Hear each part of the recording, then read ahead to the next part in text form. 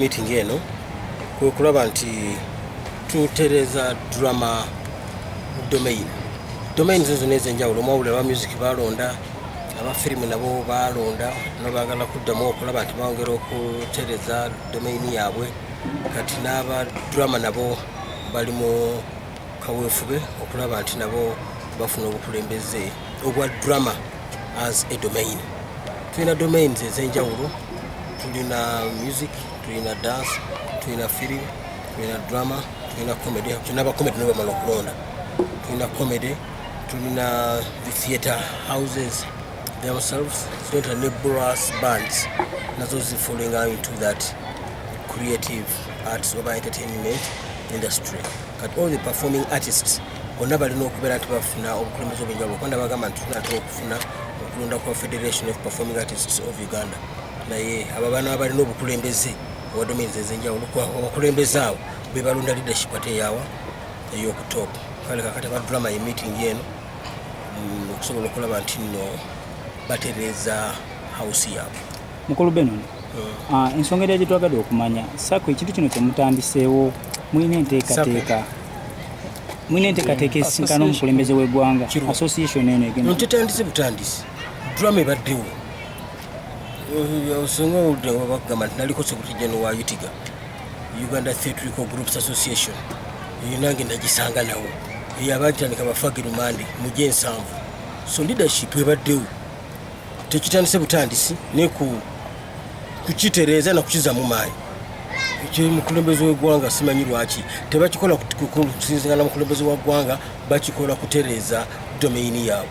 Kiringa bonobuuza nti ekintu kino kimutandise banaalyanga emmere, ekyokulya emmere kirala si ekibaleese kutereeza the drama domain, okubeera nti n'abazanyi ba drama incidentally abamu babadde babeerabidde, abantu abamu nga balooza nti nno drama yaggwawo takyaliwo, naye nga bw'okirabye abo bonna bakulembeze ba bibiina si ba members. N'olwekyo weebali era nabo bagala kulaba nti house yaabwe eddawo wamu. Mugezi nemwogera ku kigambo ekya domains. Domains ezo zibadde tezirina bakulembeze okuva mabega oba justice. Ezimu zibadde tezirina, endala nga banafu, endala nga tebabakiririzaamu. Okay. Kati music badde n'obukulembeze. Mwami Moses Matovu, chairman of Musicians Union. Nenga ba musicians abamu bagamba nti tetumumanyi, tetumulaba, tatuyita, takola ki. Ne bagamba nti wali mutawaana bagayi bakole ki, balonda obukulembeze bwabwe baagala. Era ne batonde balonda Sophie Gombe kati ye president waabwe. Okay. Kale kati n'abadrama era bagambye tubaddewo interim committee ebadde etambuza ensonga zaabwe. Kati baagala okulaba nti balonda akakiiko akali permanent. Akakiiko kano ke mugenda okulonda tekakontane ne UPRS, Uganda Performers Society. Kati obulidde ddala nnyo. UPRS is a CMO, a collecting royalties ez'aba music. Eno drama kati ate basisinkana wa akakiiko akagenda okufuga ebikonde tekakontane era akakiiko akafuga basketball bagenda kusisinkana wa. Two different, njagala ebintu bino mubitegeere. UPRS is for music. Uganda Federation of Movie Industries in another CMO yaba film, kati bano ba drama. Katwebuuzeemu obukiiko buno oba associations zino zividdeyo mu kaseera kano lwaki katwekaviwe zibindi kubanga nabagamba nalangirira nti federation bagenda kulonda obukulembeze obupya, n'olwekyo domains ez'enjawulo zitereeze obukulembeze bwazo zisobole okwenyigira mu kulonda.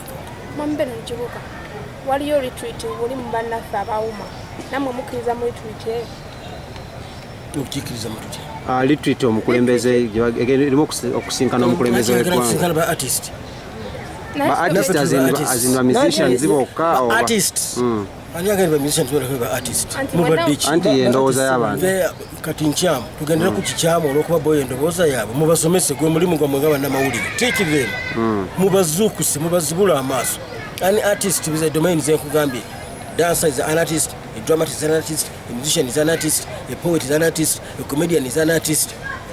N'olwekyo ffe tetujjagendera kubalowooza kikyamu nti buli soda kika kimu. Ekyankwanzi agenda kusinkana ba artists bwe bana banga bayitiddwa abadrama bajja kugendayo. katwebuuzeemu abali ba musicians bagambye mwebo tebagenda genda kino kikosa artist gundi yonna mu Uganda fraternity yonna mu Uganda okuba mu domain emu eganye okujja kugenda okukoza kitya bali balina ensonga zaabwe ezibagaana abalala bwe tebazirina kakati nabo bagendere ku ekyo olwokuba neiba akuba mukyala we nange kakuba owange atumirwaki oyamukwakuba owuwe. Does that make sense? Bali balina ensonga zaabwe kati goyinza obutagenda ezaabwe ne bazisolovinga nosanga gutogenze ate nga bo be baliyo. Everybody has his own house and his own rules and regulations n'olwekyo tewali decision y'abali gwegenda kubeera nti efuga bano. Katwebuuzeemu nga mugezaako okukwasaganya entertainment industry oba artist industry fraternity yonna ewamu nga mmwe banki emu bwebanga teriiko bagamba muno waliwo criteria eyakozesebwa okulaba muno eyita abantu emipiira gy'ebika ogimanyi ebika bya Buganda 556 naye olumu bibeera 3 ebyetabamu kigaana okulangirira ekiwangudde nti champion w'ebika by'emipiira gy'ebika bya Baganda empologoma bamaanyi mu mipiira gy'ebika omwaka guno tebaparticipating kyabagana okubeerayo kyagigana emipiira okubeerayo n'olwekyo omu bwabanga ganya ogenda nti abalala bonna nabo basire these kids bana banasere bakola batyo yakambukaga tukuba amanyaga bonna bagenda bakuba bamwe bashi bakuba unless nga musicians domain etuto buvunanyizwa negenda nesinkana banne baayo okay si ye leader waabwe ye federation if it had been the federation nga yevuddeyo negamba kino tukiveemu that would be an issue very debatable. I don't know why you would debate it. It is just one domain. It's a team.